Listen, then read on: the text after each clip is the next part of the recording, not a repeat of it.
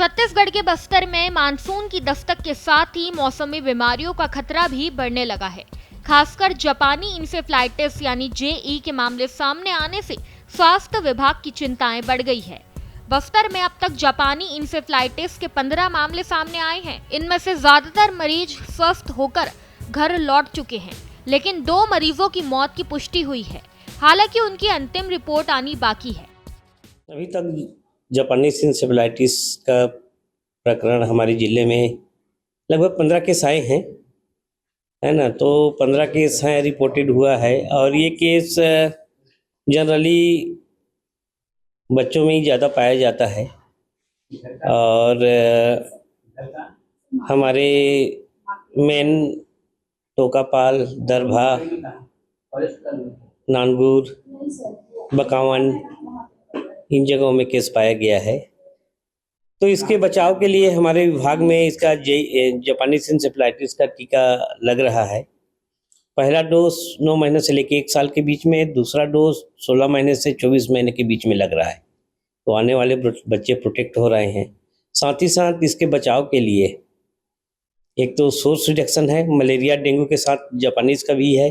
Source reduction, जहाँ पानी वानी गड्ढे में इकट्ठा ना होने दें, घर के आसपास सफाई रखें, है ना। साथ ही साथ मच्छरदानी का उपयोग करें, है ना। बच्चों बड़े लोग हैं, फुल शर्ट पहने, पैंट वगैरह सब, बॉडी खुला ना रहे, है ना। साथ ही साथ बीमार भी होते हैं तो समय में अस्पताल आए, इलाज कराएं।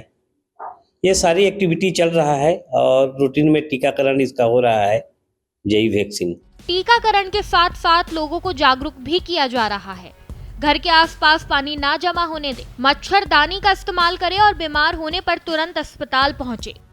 यही जो है इन्फेक्शन जो है जापानीज एन्केफेलाइटिस वायरस होता है, उससे होने वाला गंभीर बीमारी होता है। ये मच्छरों के काटने से होता है, कुलिसाइन मॉस्किटो काटने से होता है। फॉरेस्ट एरिया में, खेती में, धान खेती में होता है। विगत कुछ वर्षों से हमें बस्तर संभाग के एरिया में भी और समीपवर्ती उड़ीसा के एरिया से जेई पॉजिटिव केसेस आते रहे हैं।